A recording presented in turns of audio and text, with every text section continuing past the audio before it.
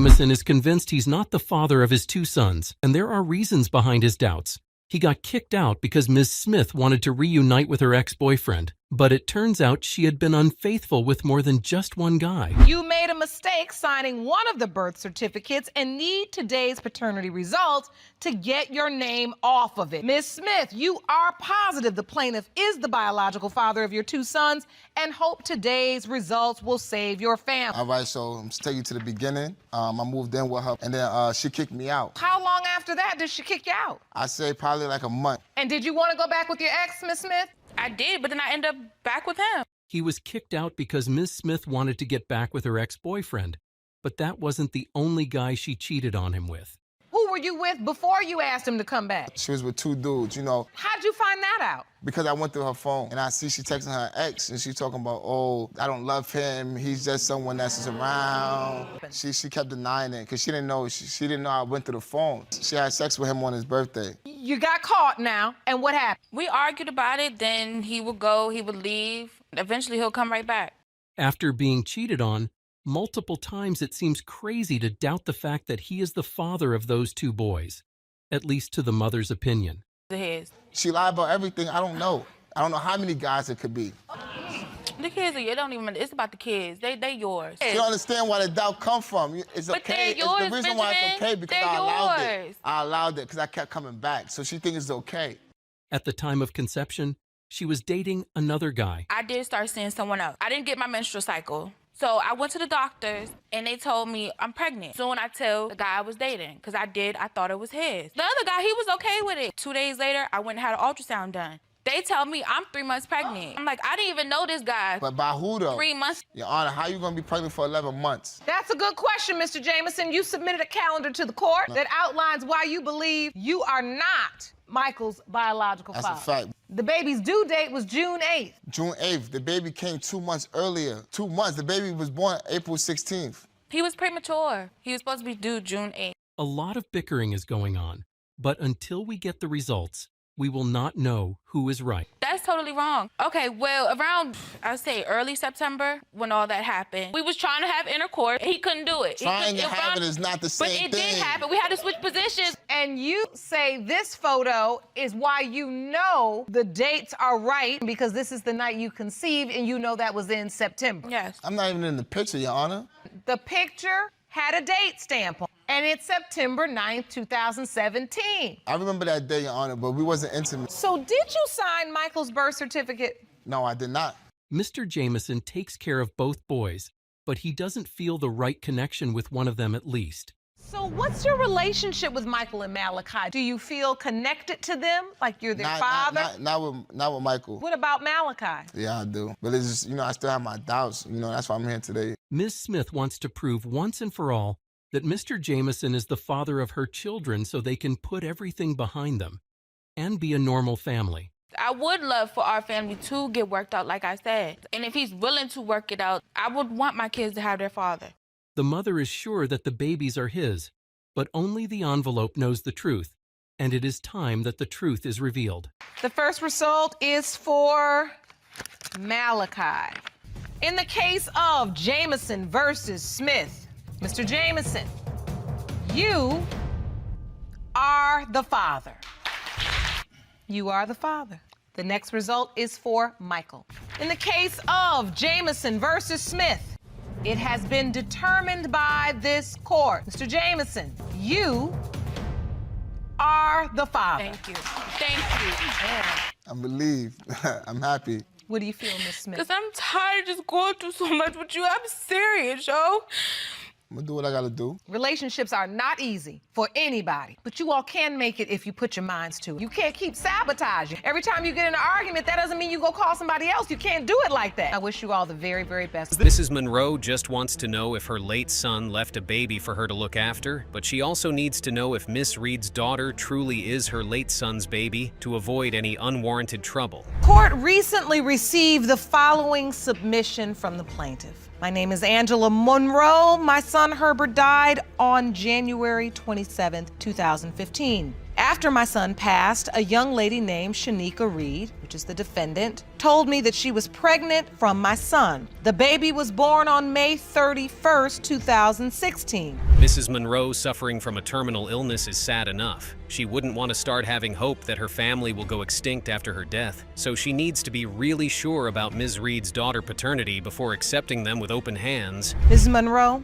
how and when did you find out about Ms. Reed's pregnancy? I found out after my son passed, after his funeral. She came by the house and she said, I have something to tell you. And she said, well, I'm pregnant. And I really didn't know what to say at first. After the funeral is wild, Ms. Reed could have allowed Mrs. Monroe mourn her son a little bit longer. However, it's still not so bad since the situation can help Mrs. Monroe feel a little bit better. But that's only if the baby truly belongs to the late Mr. Monroe.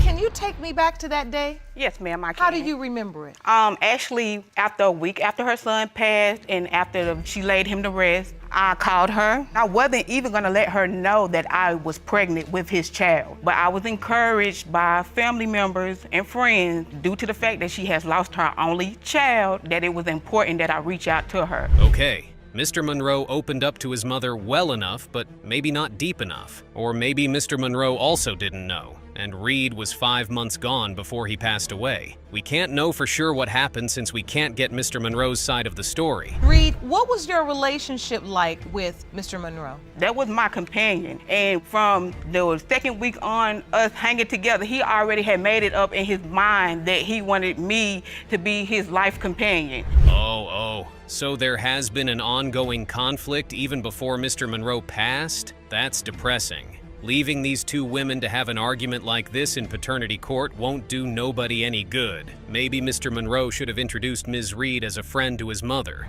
My son moved us from one place to another. He searched for apartments, but it was in both of our names. But then when you telling me he got money for me to give to you? Yes, no, I don't have no knowledge of that. You thought I was taking your son away from you. Nobody can take my son. God took my son from me, so you can never do that. Yeah, and if your son was, God would have still let your son live. I would have been then in that apartment with your son or staying somewhere else. Ms. Reed sure has a lot of steam to let off. Ms. Reed keeps going off on Mrs. Monroe, and it's not even looking like it would stop anytime soon, even if that baby belongs to the late Mr. Monroe. Opposed to it. I told you I wasn't doing nothing else because the way you talked to me until you got a DNA. And that's fine. Iana's still good. We still good. We only here to collect the benefits that you recommended I collect. Just to collect the benefits? Ms. Reed isn't even sad that her supposed baby daddy had died. She just cares about the benefits. Now it's obvious why Mrs. Monroe needs to be sure as hell that the baby truly belongs to her late son, because Ms. Reed doesn't seem to care about anything other than the benefits and apartment. How did you ever get to the point where you're moving in? Because I was living with my cousin at the time. She wanted me to move in to take over the responsibilities of running back and forth to the hospital with her. Make a phone call to my family member. Okay, let's get some order. Let's get some order. Ms. Reed doesn't even know how to handle her business. Yeah, it's not easy to juggle work and take care of 3 kids, but what if there were really no benefits from anywhere? Maybe Ms. Reed would have just called the child services since she can't take care of her kids without benefits from Mrs. Monroe. Mrs. Monroe accepting the baby at first without a DNA also made things worse. How long to do this DNA? But I got it. So now we here. It took me to do this to get you here. Okay, and we here. Let's get to the result. Okay, but see this again, your attitude is so nasty. That's why we here. Oh yeah, let's get to the result very fast. Miss Reed could go at it with Mrs. Monroe if she's given the chance. Even Judge Lake is so stunned to speak. The only way to resolve this situation is to get the result and get it over with. The percentage of relatedness between Ms. Angela Monroe and Iana Monroe is 99.98%.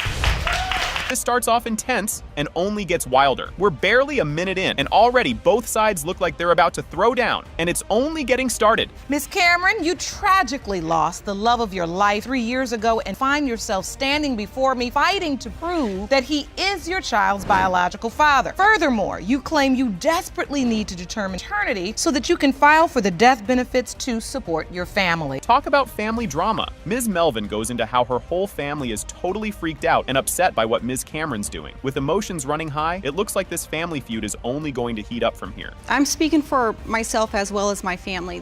Disturbed us all. My mom would have liked to be here today as well, but very distraught. She just couldn't face it to come. Just the whole situation of losing my brother as well. We lost him, and just the whole situation of her getting pregnant, it just doesn't add up. You don't think this child is his? I don't think it's his. And now we're hitting scandal territory. It's a major bombshell, and you can feel the drama rising, especially as Ms. Cameron tries to keep her cool with Ms. Melvin's doubts piling up. During this time, your brother's in a relationship with Ms. Cameron. You know about her, right? Correct. And so you still feel like she's trying to get something that isn't entitled to her? Well, there's a couple things. He had came to me, it was a month, and I work an urgent care and I see a lot of stuff, so he told me. I said, are you sure he's like, man, I haven't done anything. I loved her. This is one of the saddest and most intense parts so far. The whole courtroom feels the weight of her loss, but as sad as it is, the big paternity question is still hanging in the air, making everyone wait for more. Ms. Cameron, you said he passed away when you were 12 weeks pregnant. Yes, and we did not know the sex of the Had child. you told anyone? Yes, I told my best friend April, I told my mother, and I told my father. I don't know who he told, but I know that's the 3 people I told. Said wait for a couple days to make sure because it was a home pregnancy test that we took. Just when we thought it couldn't get more complicated, here comes the timeline drama. With dates that don't seem to match up, Ms. Cameron is in for more challenges as they try to piece together what really happened. So she's pregnant. I was taking her to her appointments. He was my And work I brought calendar to show you some things from when we went to the appointment on June 28th. So from June 28th, with her due date of her supposed to be getting pregnant, this would have been when she got pregnant. And my brother was not even around because me going to an appointment with her and You getting went to the due doctor date. with her on June 28th. Yes. And the doctor said she's 6 months pregnant. Yes. Things take a wild twist with this sign from beyond moment. It's a surprising, heartfelt moment, but Ms. Melvin isn't impressed, and it's clear she's still ready to throw down with more skepticism. I have an ultrasound picture right here. I know this might sound crazy, but I posted it on Facebook. Okay, this is his face, like we're looking at each other. If you look in the eye, that is Jackie. Look at that bald-headed, and look at the bald-headed in the eyeball. And actually, there's another face right here that looks how fat Jackie's face was. Cue another shocker, the mom's statement. Ms. Melvin brings in a signed note from her mom claiming she saw Ms. Cameron sneaking into a car with another guy before she got pregnant. With family members coming out with more accusations, the paternity mystery is only getting more tangled. There was a time which I have a signed statement from my mom because they live next door to each other,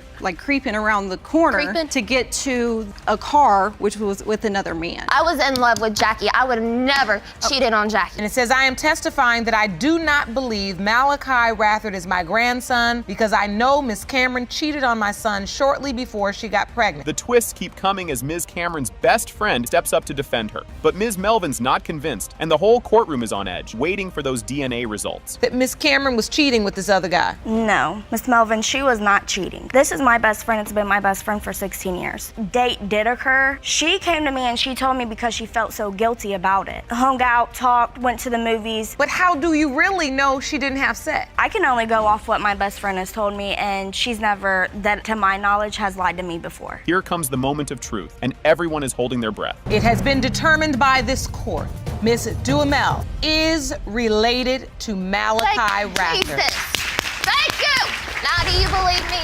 I was being honest. Mr. Brock has come to court to lean the truth about the fatherhood Ms. Almanza's children, as she claims they are his children. This is a case of Brock versus Almanza. Mr. Brock, you claim you have been supporting Ms. Almanza's 2 children. You have petitioned the court requesting a paternity test and the one she is currently carrying. Ms. Almanza, you're confident that Mr. Brock is the father of your children. Mr. Brock shares his story, and within the first couple of sentences, a lot is revealed and is made clear where his doubt comes from. Now, Mr. Brock, do you believe the defendant has been lying? The foundation of our relationship wasn't based on husband-wifey. You know, during the time I was basically ending the relationship. We want the truth? Well, basically, she laid up with somebody that was a mutual friend of ours, right? That was because we weren't in an exclusive relationship. So friends are ball game. Continue. Technical difficulties, I ended up getting incarcerated. From technical difficulties? From technical difficulties. That's a new crime. Ms. Almanza shares her own story, and the judge needs some more insight as Ms. Almanza's story is a lot more revealing and messier.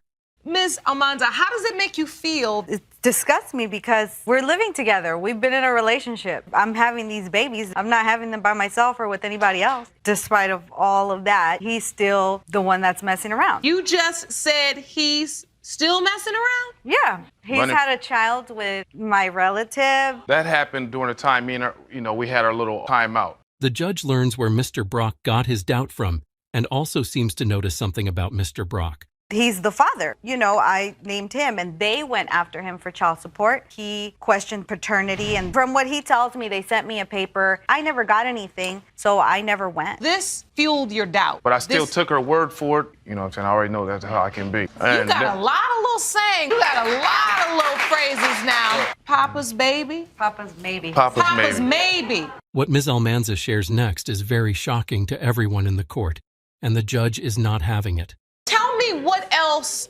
makes you doubt.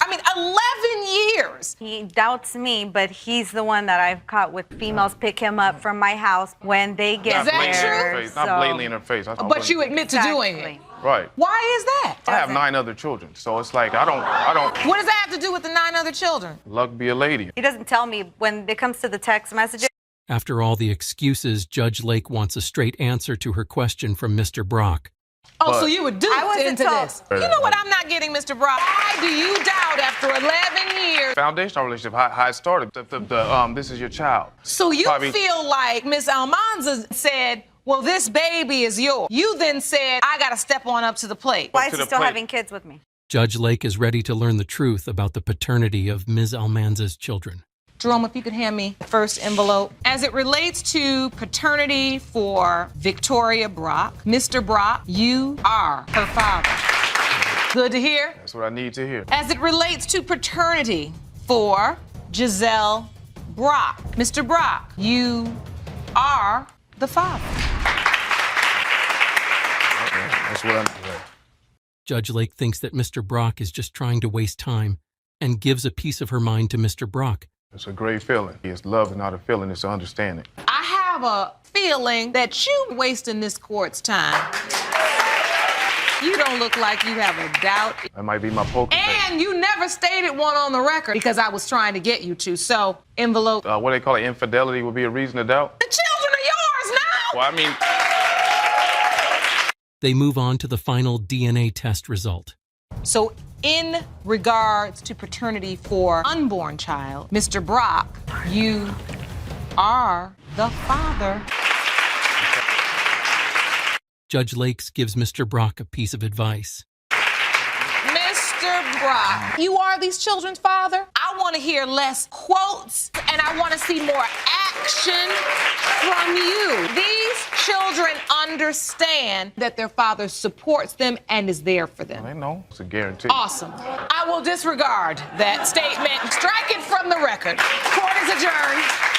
Fights for his daughter removed, and he brought his wife to court to try and fix this. Now, you've petitioned the court for a DNA test and say once the results prove that you are indeed Miss Tasha Mock's biological father, you would like her mother to pay you $5,000 for fraud resulting in emotional distress. You claim the only reason your daughter was adopted by another man is because you don't believe Mr. White is actually her biological father. You're adamant that you don't owe him a single dollar, and it's your hope that when today's test results are revealed, Mr. White will leave you and your daughter alone for good. Yes. Mr. White says that when Tasha was born, his name was put on the birth certificate, and that has to mean something. Early 1980s, Julia and I were married, and she birthed me a son 10 months afterwards. A year later, she was pregnant with Tasha, and I ended up going to jail. 7 months after I went to jail, she gave birth to Tasha. At that time, she must have believed I was the father because she put my name on the birth certificate. I was not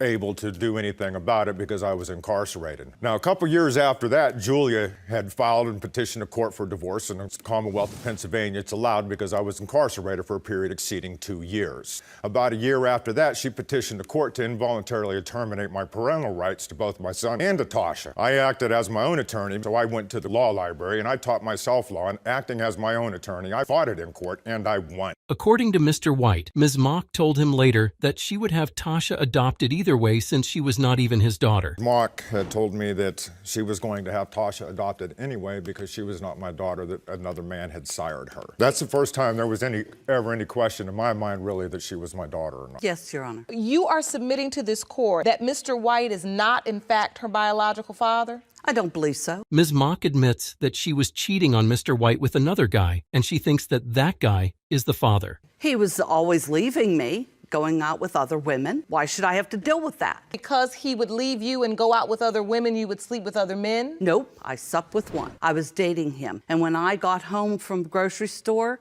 Mr. White was sitting holding my son. I was pregnant and told the gentleman to leave. Okay, but you were married to Mr. White. Yes, and that's why his name is on the birth certificate. But you were sleeping with this other man. Yes. Tasha grew to believe that the adoptive father was her biological father until she found a birth certificate. Who did you actually think was your father growing up? I believed my adopted father was my father until I heard my grandmother on the phone, and she stated that there was another gentleman. After my brother had passed away, I found adoption papers and stuff. That's my father was not Don White. It was another gentleman. And so did you find a birth certificate as well? Yes, when I was 16, I had found a birth certificate, and on it had Mr. White's last name. Mr. White claims that the state of Indiana allowed the adoption of Tasha illegally, and Ms. Mock just casually admits it. Is that the Indiana County Court of Pennsylvania illegally allowed Tasha to be adopted. These people have accosted me 30 years of being able to experience with my daughter growing up. They've denied her the right to know her natural father. How did you manage to get another man to adopt your daughter when he never relinquished his legal rights? The judge just signed the papers. Tasha actually reached out first to Mr. White, trying to create a bond with what could be her father. 26, I was diagnosed with multiple sclerosis. I put a lot of thought into it. I was blind and I couldn't walk, so I had nothing but time to sit and think about it. And 29, I reached out to Mr. White. On Facebook that night, I have a copy of it here. Told me that she had been born Tasha Renee White. She wanted to know if I was her father. She was trying to find the things out. We got on the phone. Within an hour or two, I was on the road to her house. It has been a tough life for Mr. White, losing a son and a daughter for different reasons. 30 years have been filled with so much pain. Yes, I have. I lost my only son. And the first time I saw her was at my son's funeral. She was an angry young woman then, and I understand, and I got blasted pretty good. I was basically asked to leave the funeral. Your son's funeral? Tasha didn't want me there. She had been told all her life how much of a bad individual that I was. She didn't think it was right for me to be there. Based on his parental rights, Mr. White is asking for $5,000 in damages.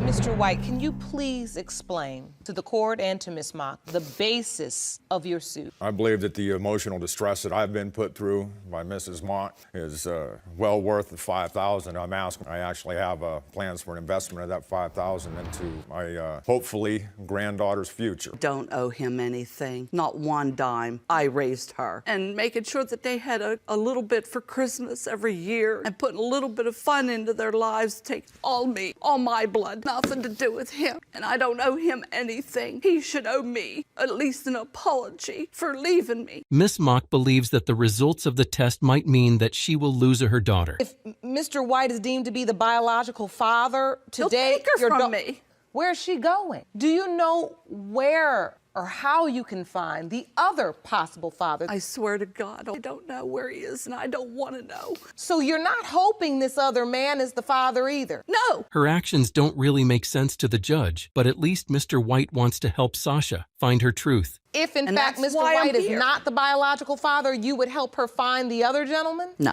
I will. No. I made a promise to her the day that she reached out to me. I'll do everything I can to help her find the truth. But if you have to help her find another gentleman that may potentially be her biological father, you're not willing to help? That doesn't make any sense. He left us. Okay, it's as if because the men wronged you, you making her suffer for it. It's time to get the results.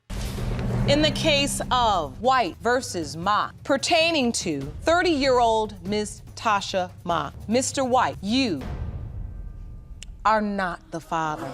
I'll still help you. You say that you will help her find her biological father, and I hope you live up to that, Mr. White. I most certainly will, Your Honor. So whether she's mine by blood or not, she's